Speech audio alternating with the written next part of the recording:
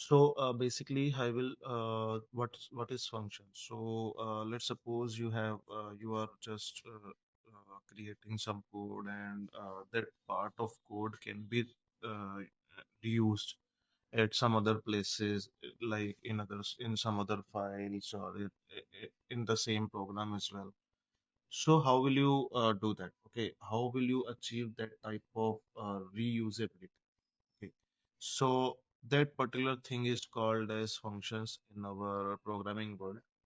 So basically, you might have worked in on other programming languages as well, and you have created some functions.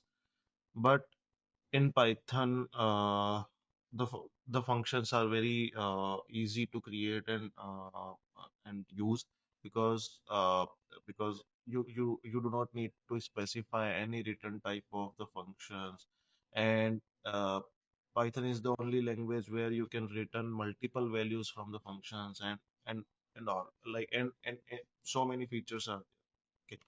So basically, for code reusability, you have to create the function. So like let's suppose let's suppose you have a very complex logic of 10 to 15 lines of code, and you want to reuse that part of code at very different places in your code. Okay. Then what you will do, you will create a function, and then you can reuse that function. So okay. So basically, when you are going to create a function in Python, you have to use the def keyword. Def keyword means define a function. Okay. So you have to use the def keyword and then followed by the function name and the parenthesis and the parameters. Okay. Sorry.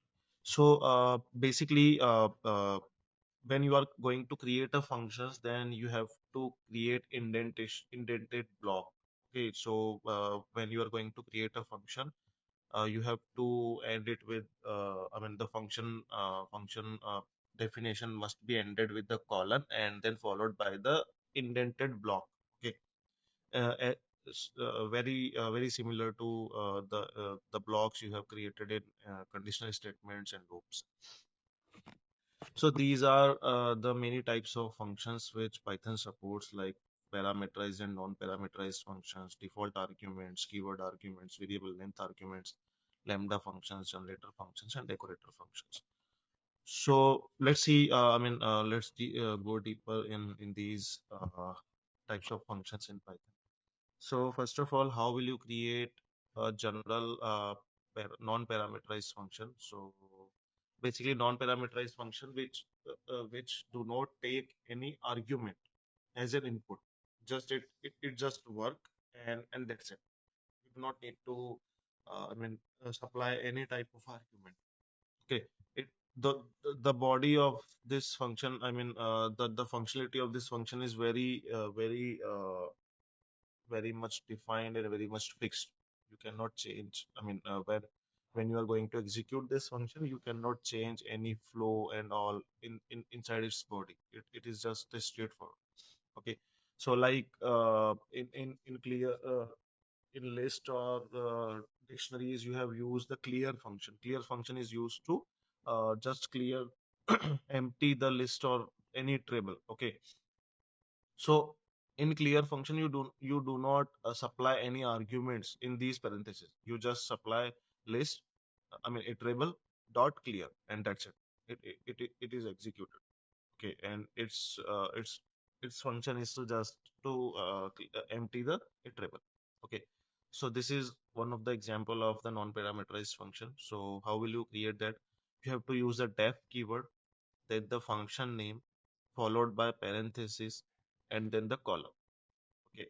As soon as you receive this column, you have to create the block of this particular function. So for to create the block, you have to be create intended block. Okay. So you have to just indent here. And if you want to return any value, then you can return the value from. Okay. Now this function has been created. How will you call it? So very similar to function which the clear function which you have called. So you just need the function name and the parenthesis. So this particular thing will be calling this function and executing this function. Okay. So for example, I have created this function def print greetings. Okay, and there is no there is no parameter here, and then the call. And I have written some code here which needs to be executed when I will calling this print greeting function. So let's suppose I have just some terms of a statement, and now I want to use this print greeting function. So I will just call this print greetings function. So first of all, our first line of execution will be this print statement, which will print hello, this is user, and then it will encounter this function call. So control will go to this print greeting function and execute its body. Anything whichever be written in this body, it will be executed. Then the control will be returned to the next line of this function. Okay, and then print and this outside of the loop. Okay, so this is what a non-parameterized function do. Then second is I mean there is another example. So let's suppose which it is returning something. Uh, in particularly for this function there is no return value. It has not returned something. Okay, when any function will return, then you have to capture that into some variable. Okay, but it is not returning anything, so that's why there is no variable here to capture the value. So now let's suppose this is a function add two numbers. Okay, and I want you to return addition of two numbers. Okay, so here what I'm doing, I'm just taking some numbers as an input from user using input function. So number one and number two we will be taking the as an input, and then we are returning the addition of those two numbers here. Return number one plus number two. Okay, so now this function returns something. Okay, so before that you did not captured anything here. Okay, but now while calling this function add two numbers, you have to capture this return value in something at something in any location, which is called as variable in Python. Sorry, in programming world. So when it is returning something, then you have to capture that. Okay, so what I'm doing, I'm just calling this add two numbers and capturing this addition here in result function, and now I'm printing this result. So let's suppose I have executed this. So first line of code will be executed is this print add two numbers using function.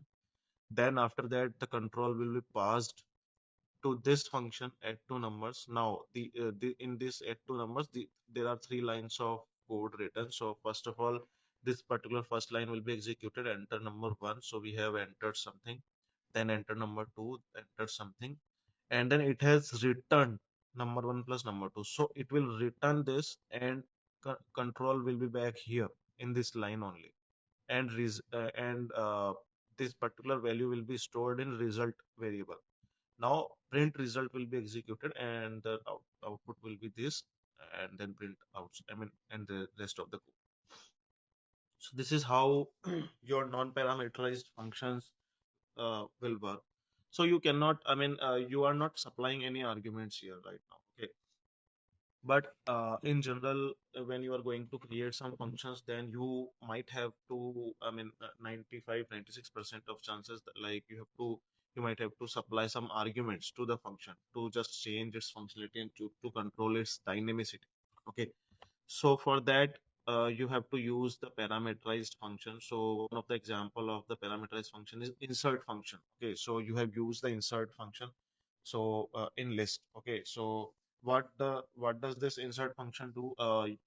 It will insert some value in the list at this position, at I position. Okay, so these two arguments you are supplying to insert function. Okay, and these are mandatory parameters.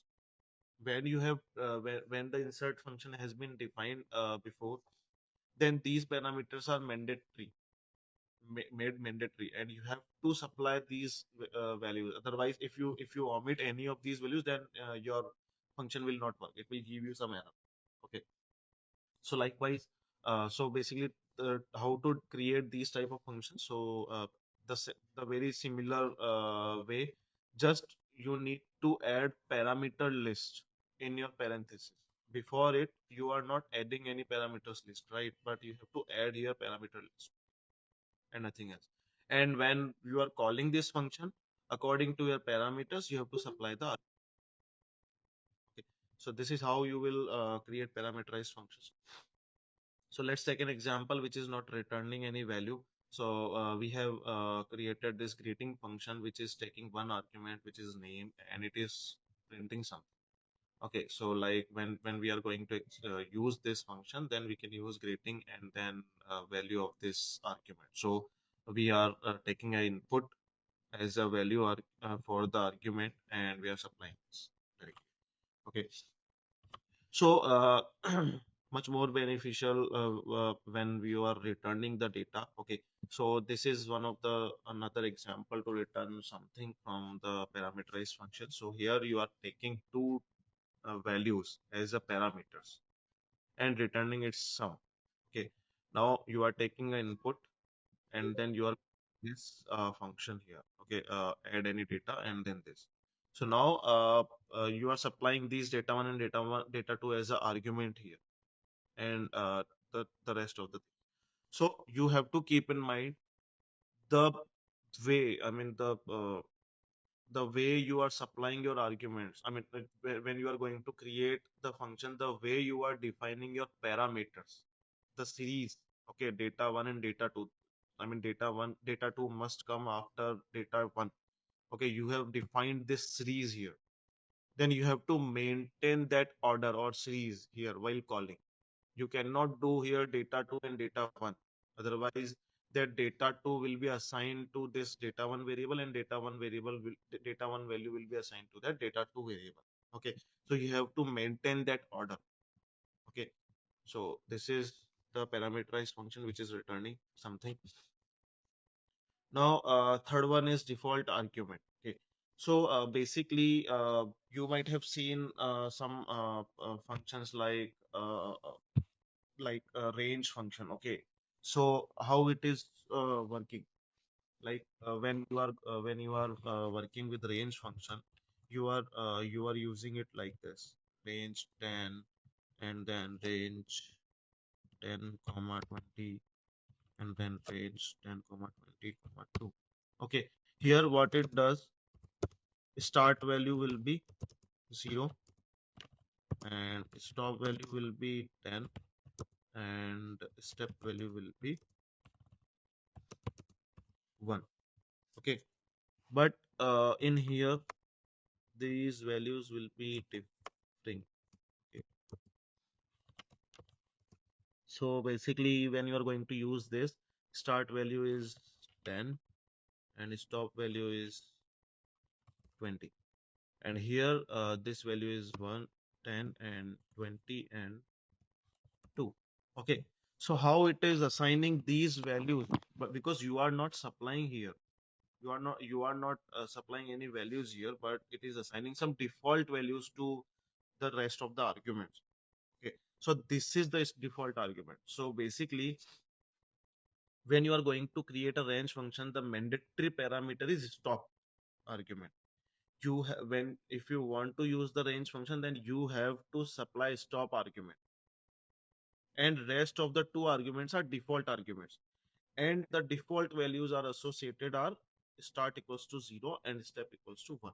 These two values are default in the range function definition. When the developer has created this range function, they have defaulted the value of start parameter and step parameter. You just if now if you just supply the one argument, then it will assume that you have supplied the value of stop and rest of the default values will be used.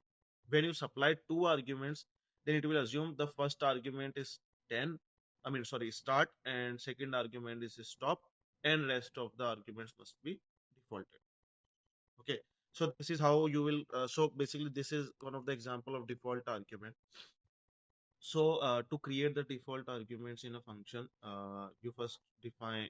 I mean, very similar syntax is there. Just you need to create a parameter and then equals to value. Okay, when you are going to create a parameters like you have created here parameters, right? Then you can supply the value also, default value also for those parameters. Like here, default parameter one is equals to value. Okay, so that's how your default arguments will be created in the particular functions. Okay, so let's take an example of this particular function. So here I have created a simple interest function. So what it is doing, it is just calculating the simple interest on the based of the principal amount, time, and rate. Okay, so rate of interest I have defaulted to 4.5, and rest of the two arguments are mandatory. Okay, now I can call this simple interest function without having this R argument, without supplying the value for this R argument. Okay, like this here.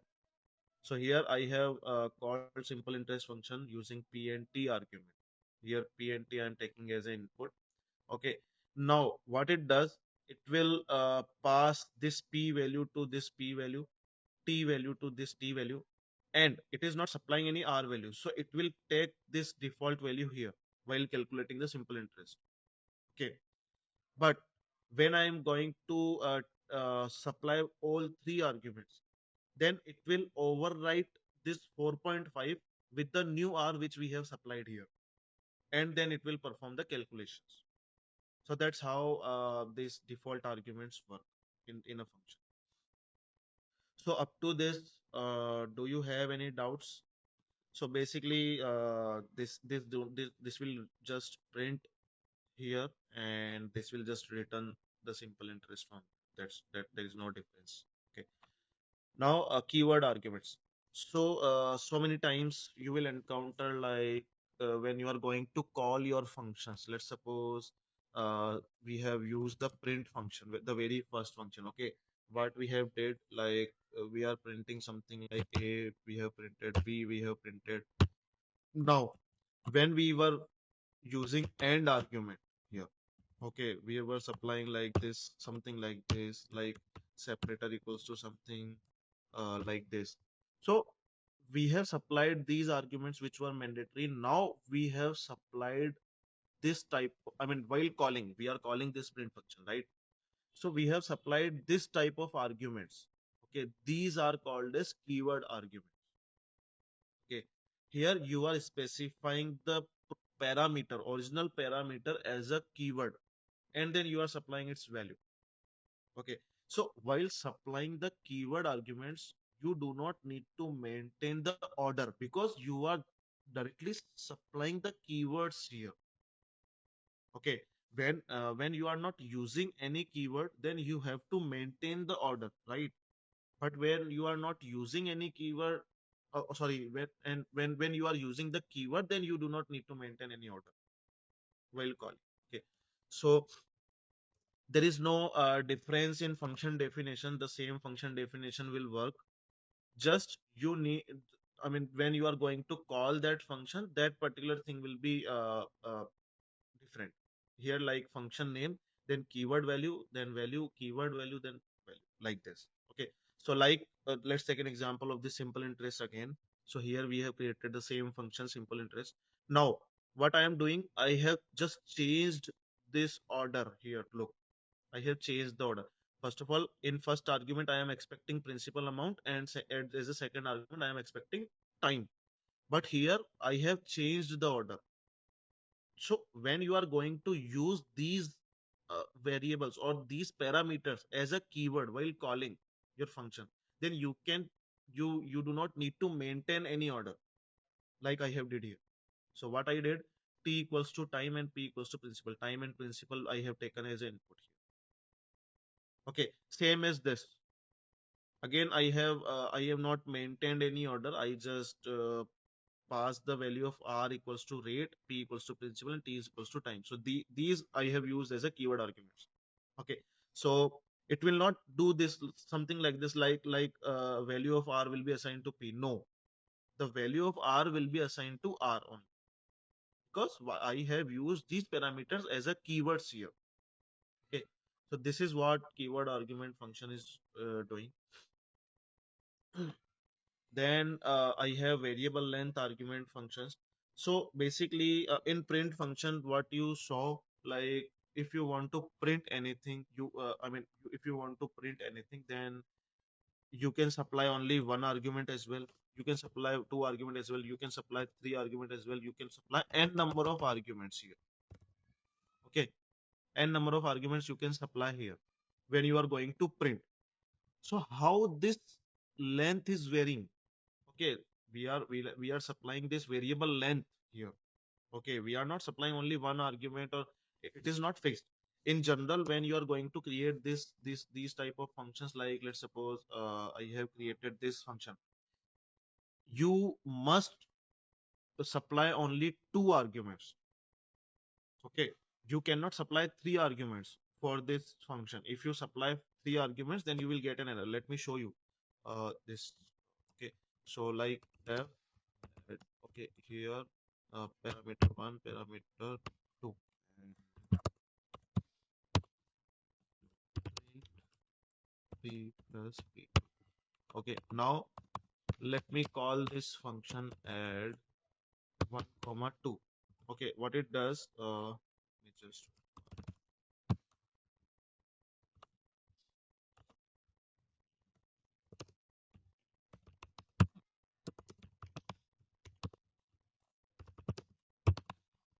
look. Okay, now what if I do not supply, I mean only supply one argument, then it will give us some error. Look, add function is missing one positional argument. You have not supplied the value of this argument. Okay, now what if I do these three arguments? It will again give us some error. Look, add function takes only two arguments and three are given. So this is what I am talking about here. Okay, so but in print function you can supply n number of arguments. How it is possible? Okay, so this is called as variable length arguments. Okay, this is something like that. So in print function, when we have learned about the print function, let me take you to that particular slide. You can see I have added star here before the argument. This star is used to create the variable length argument.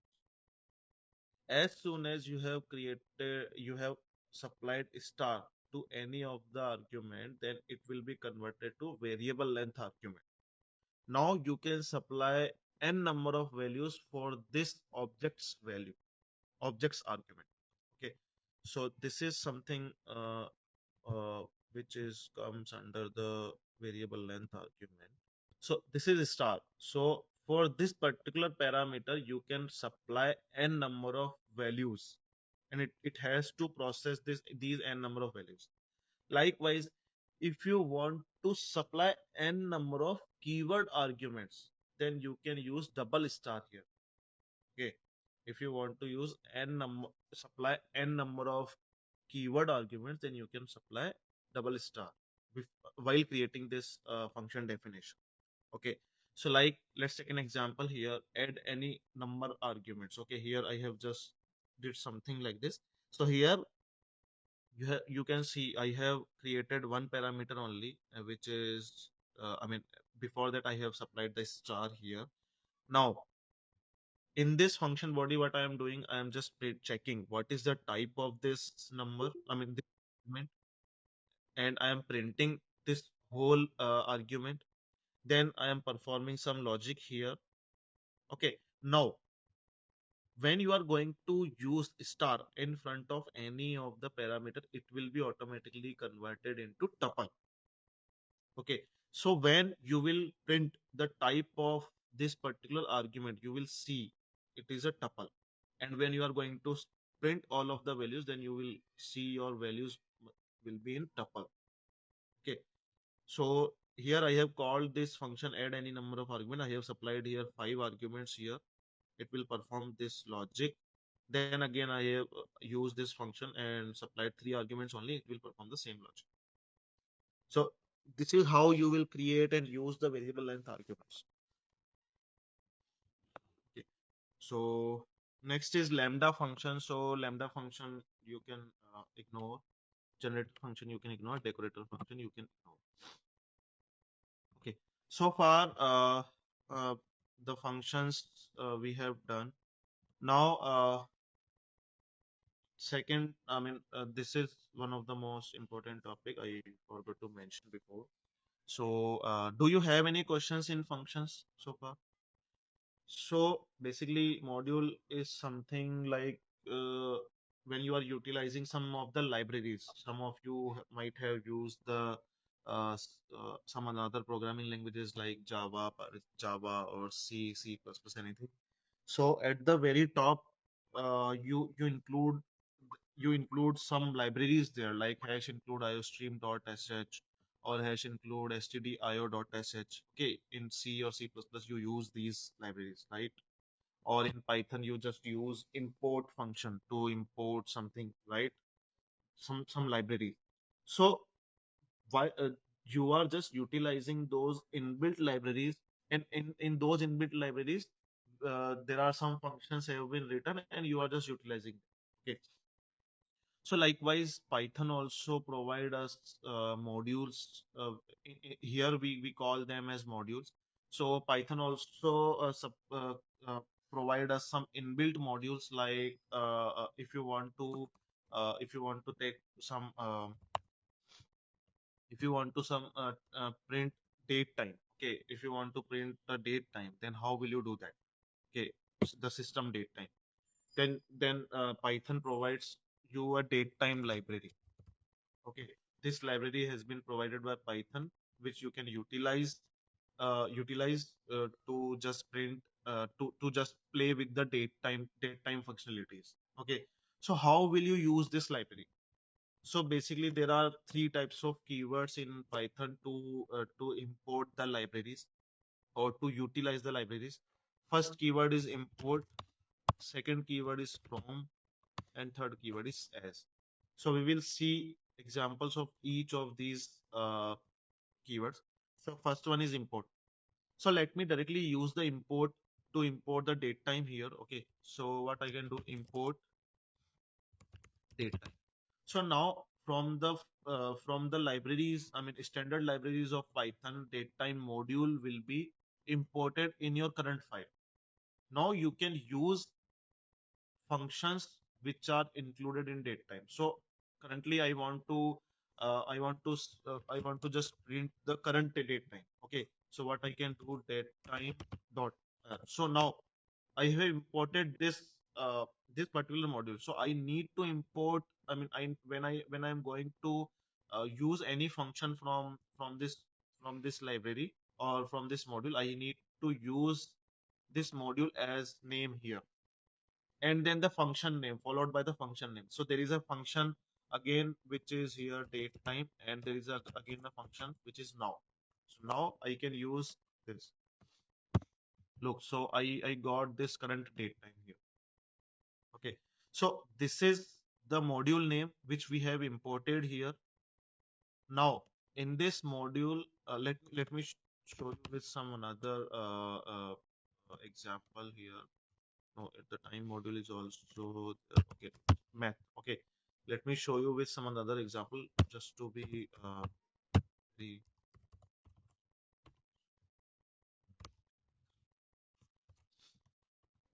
look. So basically, I have imported this math library. In math library, there are n number of functions already defined. Like if you want to calculate square root of any function, then this function is sqrt is defined. So you have to supply the value for which you want to calculate the square root in this function. So what I did, I have imported math library here. In math library, there is a function square root. So I have to use that. So what I did, I have used this module name here because I want to refer this module. Okay. So I have used this module here. Then the followed by dot because this dot will represent that the following function will need to be searched in this module, and this module has been imported already in this file. Okay, so here square root function, I mean, as soon as it will encounter this square root, it will go to the math module. It will go to the math module here, and it will search for this function. And as soon as it will encounter this function, it will start executing this function. Okay, so that's how this will work. Now, what if you want to use this 100 times of or some other functions here? Okay, some other functions from math library. Now, every time you want to execute any function from math library, you have to use the math dot syntax. But what if you do not want to use this thing? You just want to use the function directly. What you can do, you can do something like this, like from math module import square root function. Okay, now if you perform math dot square root, it will not work. Look, you have, because why? Because you did not imported the whole math library. You have imported the square root function from this math library. So you can use directly this square root library function. Okay, so this is what from keyword is here. Now let's suppose, so let me show you in another example. Let's suppose I have imported date time.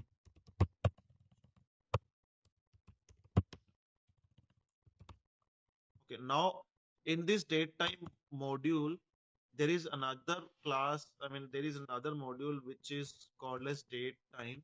And in this date time, we have another function now. So I have to use this. Okay, this I have to use this function in this date time module. Let me just create the hierarchy here. In the parent datetime module, we have created, I mean, the developers have created another datetime module. And in that datetime module, there is a function now. So you have to use this. So how can you do that? You have to use uh, datetime dot now. Okay, why? Because it is under this module, in this module, and this module is contained in this module. So that's why we have to do this. So now, look. So now what you can do, you can use from datetime import datetime. Now, when you have used this, so from parent datetime, you have imported the child datetime. So now you can use like this only. Okay. Now, if you want to import the now function here, what you can do, you can use from datetime dot datetime import the now function.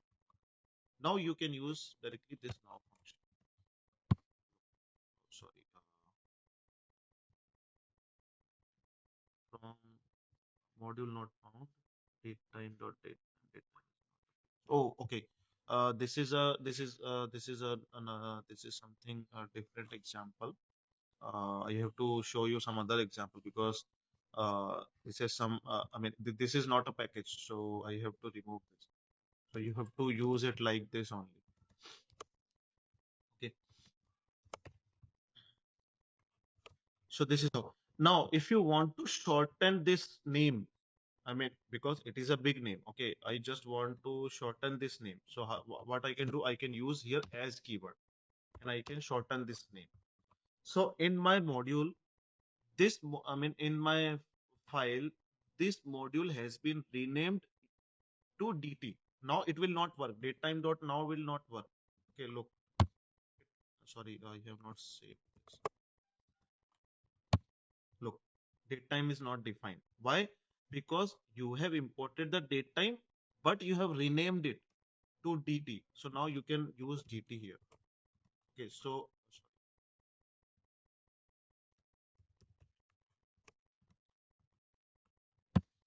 now it is working. So that's how you can import any libraries here in Python. Okay, now if you want to install any libraries, so basically these are the inbuilt I mean, these are some of the examples of the inbuilt libraries which Python provides when you install the Python. But what if you want to work on some other library? Suppose, uh, let's suppose I have like this pandas library. Okay, this pandas library. So this pandas library is not provided by Python itself. Okay, it is developed by someone else, and it is stored in the open source repositories just to use. This library is used to just analyze. I mean, for the data analytics part, you have to use this pandas libraries. Okay, so how to use that? How to get this pandas library from that open source culture to our local system? So we have an utility in Python which is called as pip. Pip is known as Python package manager. Okay, Python, or we can say package installer for Python. Okay, so the full form of pip is package installer for Python. Okay, so this is its full form. So basically, this is also called as package manager. So basically, some developers have written some libraries and they have packaged it and stored into the open source culture, okay, community. So you just need to get those libraries installed here. So what you can do, you can use pip command and then install and then the library name here. Okay, so like let's suppose I want to install the pandas here. So I can perform this pip install pandas. So it will start installing the pandas. Look, okay. It will download the pandas and it will download its dependencies as well. Okay, there are some like pandas depends on numpy, pytz. So it has downloaded these as well. It depends on this det util also. So it has downloaded all of these libraries which are dependencies of pandas. Now it will install all of these libraries. So look, it has collected these libraries because pandas require these libraries to be installed. Otherwise, you cannot use pandas. So that's why it has downloaded these libraries as well. And now it is installing all of these libraries here. Okay. So that's how you will install any libraries. Just you need to use the pip command and install command, pip install, then the followed by the library name. And it will start install. Okay. So this is like this is some other example of the modules. Okay. So while it is installing, I'm showing some like time function, sorry, time library. So in time library, we have this local time and strf time functions. So we are using these functions here. Okay. Now, basically, we are using time dot syntax. Now, if you want to use something else, then you can use the from time import local time and strf time. Now you can utilize them directly. Okay, you can use import time as t, so it will be shorthand to t. Now you can use t dot local time, t dot strf time. Okay, so this is what module is. So do you have any questions? So look, this pandas library has been installed. Now I can use this. So to use pandas libraries, what you can do, you have to just import the pandas, import pandas. Now, if you want to like, let's suppose you just want to read something, read any CSV file, then I have to just paste some CSV file. Let me show you some CSV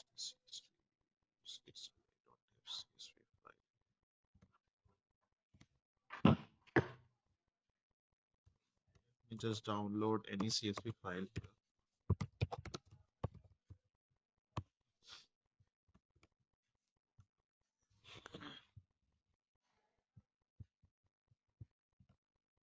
Just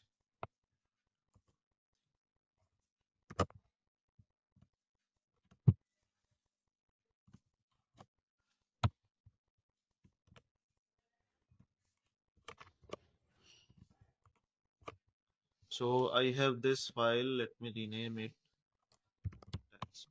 Okay. Now I just want to use that. So mm, you can explore the pandas libraries at yourself. I'm just giving you an example. So before I have installed I have installed that pandas library. Now I can use this pandas library.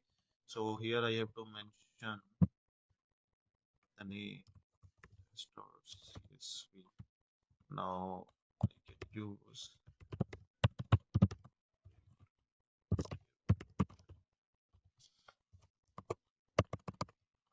so, look. So I have used that pandas library here. Okay, what I did, I just reread that particular CSV file and just printed some of the columns, some of the data from that. Okay, so that's how you will use, I mean, install the different libraries or different modules in your current local scope, and you can utilize that. So that's it for the basic of Python. From tomorrow, we will be learning about some basic of SQL. Okay, and I will advise you just to explore the advanced Python as well, because it will be much beneficial to write code in Python if you know some advanced Python and some of the inbuilt modules, then you can utilize those functionalities directly. So you should explore the Python programming language more. So that's it. So do you have any questions in Python programming till now? Okay, so let's wrap it up. We will connect tomorrow for the basic sequels session. Thank you.